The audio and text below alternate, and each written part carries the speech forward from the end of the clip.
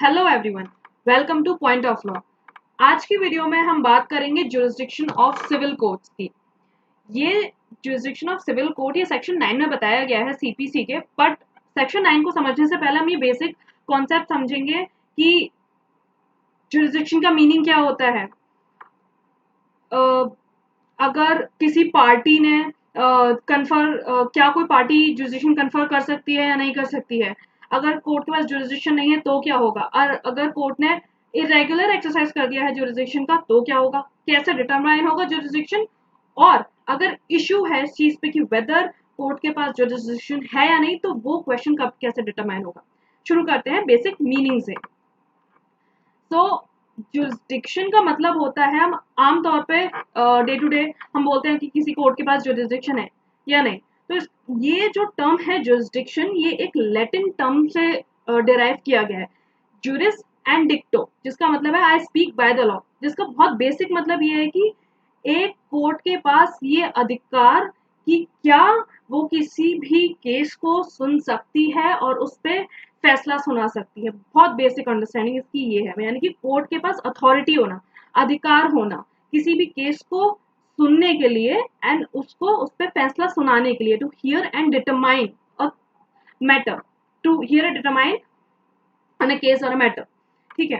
तो जब हम इस बारे में बात करते कि क्या कोई पार्टी कोर्ट पे जुरिस्डिक्शन, कोर्ट से जुरिस्डिक्शन ले सकती है या कोर्ट पे जुरिस्डिक्शन कन्फर कर सकती है, तो नो। ये जो पार्टीज होती हैं वो अपनी कंसेंट से ये बात डिसाइड नहीं कर सकती हैं। ना तो वो कोर्ट को जुरिस्डिक्शन, कोर्ट के ऊपर जुरिस्डिक्शन कन्फर कर सकती हैं, ना ही वो कोर्ट का जुरिस्डिक्शन ले सकती हैं। कैसे जुरिस्डिक्शन ऑफ कोर्ट का डिटरमाइन होता है ये हम समझेंगे जब हम बात करेंगे बेसिस टू डिटरमाइन जुरिस्डिक्शन की। ठीक है। बट ना तो ये तो बेसिक जनरल अंडरस्टैंडिंग है, जनरल रूल इज ना तो पार्टी अपनी कंसेंट से कोर्ट पे कन्फर कर सकते हैं जुरिस्डिक्शन, ना ही कोर्ट का जुरिस्डिक्शन ले सकती हैं। बट एक केस है Hakam Singh versus Gammon India private limited. एक लैंडमार्क केस है जिसमें ये बोला गया था कि अगर पार्टी अग्रीमेंट करती है किसी भी जुरिस्डिक्शन को, कोर्ट के जुरिस्डिक्शन को आउस्ट करने के लिए, आउस्ट मतलब हटाने के लिए, तो वो अग्रीमेंट मान्य नहीं होगा, वो अनलॉफुल होगा, वॉइड होगा। पर यहाँ पे एक थोड़ा सा डिविएशन है कि अगर दो कोर्ट्स हैं और दोनों कोर्ट्स के पास ही जुरिस्डिक्शन है, उस वाले केस में पार्टी के पास राइट है, यहाँ पे पार्टी डिसाइड कर सकती है कि हम एक ही कोर्ट के पास जाएंगे। वो अपने में आपस में डिसाइड कर सकती हैं कि अगर ए और बी दो कोर्ट के पास जुरिस्डिक्शन है तो हम कोर्ट ए के पास जाएंगे, प्रोवाइडेड दोनों कोर्ट के पास यहाँ पे जुरिस्डिक्शन होना चाहिए साइमल्टेनियसली। ठीक है। एग्जाम्पल जैसे ए और बी ने एक कॉन्ट्रैक्ट किया था जिसमें ए जो है वो दिल्ली में रह रहा है और बी जो है मुंबई में रह रहा है, और ए ने डिसाइड अग्रीमेंट बी के साथ किया कि वो उसको वीट सप्लाई करेगा। ठीक है। और बी इसको ऑन इसके लिए पैसे देगा, कंसीडरेशन देगा। सो नाउ यहाँ पे दिल्ली कोर्ट के पास भी और मुंबई कोर्ट के पास, दोनों के पास जुरिस्डिक्शन है। अब यहाँ पे पार्टी अपने आप में डिसाइड कर सकती है कि वो दिल्ली कोर्ट में फाइल करना चाहती है केस या मुंबई कोर्ट में केस फाइल करना चाहती हैं।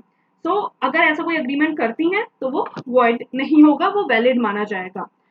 Moving on to lack of jurisdiction.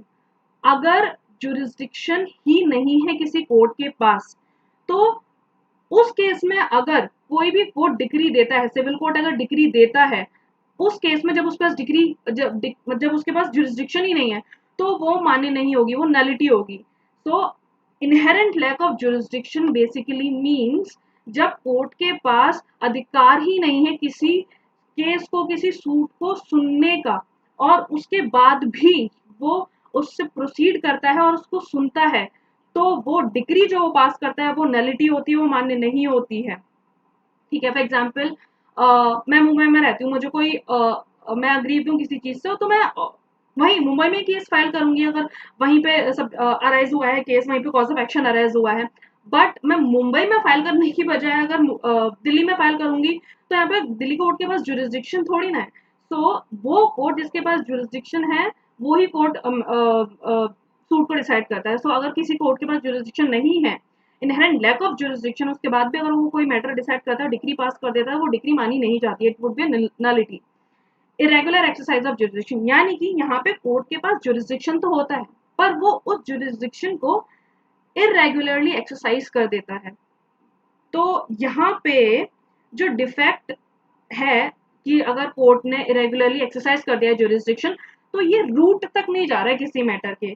On the other hand lack of jurisdiction, जब कोर्ट का जुरिस्डिक्शन था ही नहीं, तो वो डिफेक्ट जो है वो रूट तक जा रहा था, तो हम वो चीज नहीं ले सकते। मतलब लैक ऑफ जुरिस्डिक्शन केस में वो डिग्री जो होगी वो नलिटी होगी। On the other hand irregular exercise के केस में क्या होता है कि अगर कोर्ट के पास जुरिस्डिक्शन है पर उसने इरेगुलरली एक्सरसाइज कर दिया है कोर्ट ने, तो ये डिफेक्ट रूट तक नहीं जाता है, और अगर पार्टी इससे अग्रीव्ड है तो जाके वो अपील फाइल कर देगी या रिविजन में रिविजन के लिए चली जाएगी और वहां पे जाके वो रेमेडी ले सकती है। फॉर एग्जाम्पल जैसे एक कोर्ट है, उसके पास जुरिस्डिक्शन है, ठीक है, तो कोर्ट के पास जुरिस्डिक्शन तो है, बट फॉर एग्जाम्पल जो सूट है वो टाइम बार्ड था। अगर सूट टाइम बार्ड था तो वहां वो सूट डिसाइड नहीं हो सकता, बट स्टिल अगर कोर्ट जो है वो डिसाइड कर रहा है तो वो इरेगुलरली अपना जुरिस्डिक्शन एक्सरसाइज कर रहा है, दो उस कोर्ट के पास जुरिस्डिक्शन तो है उस सूट को डिसाइड करने का। तो यहाँ पे पार्टी जो है वो इस चीज को अपील में या रिविजन में जाके इस वहां पे रेमेडी ले सकती है। Now basis to determine jurisdiction, कैसे हम डिटरमाइन करते हैं जुरिस्डिक्शन को? तो जुरिस्डिक्शन डिटरमाइन करने के लिए हमको देखना है प्लेंटिफ ने अपनी प्लेंट में क्या एलिगेशंस लगाए हैं। प्लेंट क्या होता है? जो कि प्लेंटिफ यानी कि वो इंसान जो कि केस फाइल कर रहा है, यानी कि प्लेंटिफ। तो प्लेंट क्या होता है? जो भी उसने एलिगेशंस अपने पुट फोर्थ करें, जो भी वो जिस चीज से अग्रीव्ड है वो और क्या वो मांग रहा है, क्या उसकी प्रेयर है, तो वो सब प्लेंट में लिखा जाता है। ऑन दी अदर हैंड जो ऑपोजिट पार्टी है जिसके अगेंस्ट केस फाइल हुआ है उसको हम बोलते हैं डिफेंडेंट, और वो जब प्लेंट को आंसर करता है यानी कि अपने डिफेंसेस लेकर आता है तो उसको बोलते हैं रिटन स्टेटमेंट।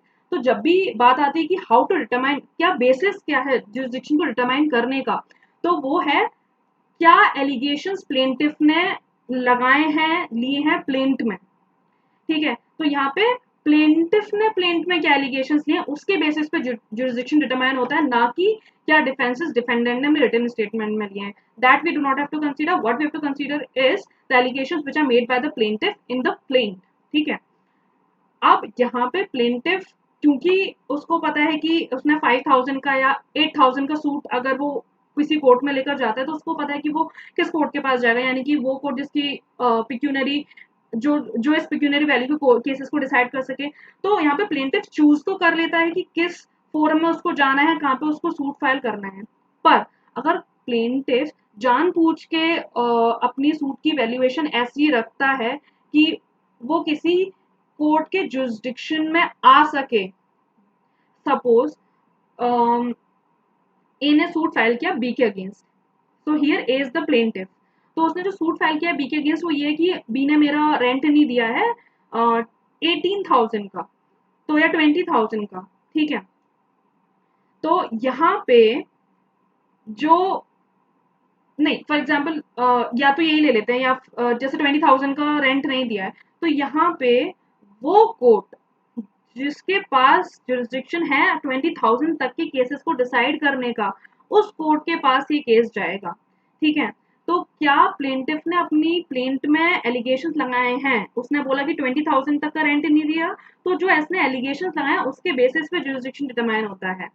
अगर यहाँ पे 20,000 तक का था पिक्यूनरी वैल्यू, बट अगर वो गलत लिखता है अपनी प्लेंट में जानबूझ के इंटेंशनली, उसने गलत लिखा कि जो उसने रेंट दिया नहीं दिया वो ओनली 10,000 तक का है, तो यहाँ पे वो किसी कोर्ट के जुरिस्डिक्शन में आने के लिए अगर ऐसा करता है तो वो चीज नहीं मानी जाती और इसके बेसिस पर सूट को डिसमिस कर दिया जाता है। तो जब भी जुरिस्डिक्शन का इशू टेरिटोरियल और पिक्यूनरी लिमिट से रिलेट करता है, टेरिटोरियल यानी कि टेरिटरी किस area wise local jurisdiction court का, पिक्यूनरी मतलब मॉनिटरी।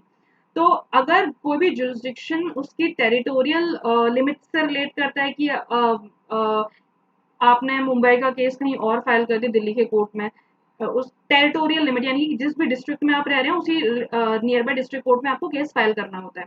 पिक्यूनरी लिमिट्स यानी कि 10,000 तक की है तो आपको 10,000 तक का केस वहाँ पे फाइल करना है। तो अगर कोई भी इशू उसके टेरिटोरियल कोर्ट के टेरिटोरियल और पिक्यूनरी जुरिस्डिक्शन से रिलेट करता है तो अगर तो वो प्लेंट रिटर्न कर दी जाएगी, यानी कि अगर किसी कोर्ट के पास जुरिस्डिक्शन ही नहीं है किसी भी सूट को या केस को डिसाइड करने का, तो वो बोल देगा कि ये प्लेंट रिटर्न कर दी जाए, प्रॉपर कोर्ट में प्रेजेंट कर दी जाए। हम ये बात, ये जो रिटर्न ऑफ प्लेंट है, ये हम डिटेल में डील करेंगे जब हम प्लेंट के बारे में, रिटर्न ऑफ प्लेंट के बारे में बात करेंगे। अभी जो बेसिस टू डिटरमाइन जुरिस्डिक्शन है वो बेसिकली यही है कि जो भी एलिगेशंस प्लेंटिफ अपनी प्लेंट में लगाता है उसके बेसिस पर जुरिस्डिक्शन डिटरमाइन होता है, पर प्लेंटिफ को जेन्युइनली जेन्युइनली बताना होता है कि कितना क्या वैल्यूएशन है सूट का। अगर वो किसी भी कोर्ट के जुरिस्डिक्शन में जानबूझ के आने की कोशिश करता है तो वो सूट को डिसमिस कर दिया जाएगा। ठीक है, अब डिसीजन एज टू जुरिस्डिक्शन, जब भी एक इशू रेज होता है कि क्या कोर्ट के पास जुरिस्डिक्शन है या नहीं है, तो अजम्पशन यही लेते हैं कि हाँ इस कोर्ट के पास जुरिस्डिक्शन है। ठीक है, मैंने जब जुरिस्डिक्शन डिसाइड किया तो मैंने बेसिस लिया क्या, प्लेंटिफ के एलिगेशंस जो उसने अपनी प्लेंट में दिए हैं, जो एलिगेशंस ने प्लेंट में लगाए हैं। बट अगर स्टिल कोई क्वेश्चन रेज होता है कि weather a court has jurisdiction और नॉट, तो उस कोर्ट के पास खुद के पास इनहेरेंट पावर्स हैं ये डिसाइड करने के लिए कि वेदर इट हैज जुरिस्डिक्शन और not, whether it has jurisdiction to deal with the matter that has come before it, क्या ये इस मैटर को जो उसके सामने आया है वो उससे डील कर सकता है नहीं। तो ये बात वो कोर्ट खुद ही डिसाइड करेगा, उसके पास ये डिसाइड करने के लिए इनहेरेंट जुरिस्डिक्शन है।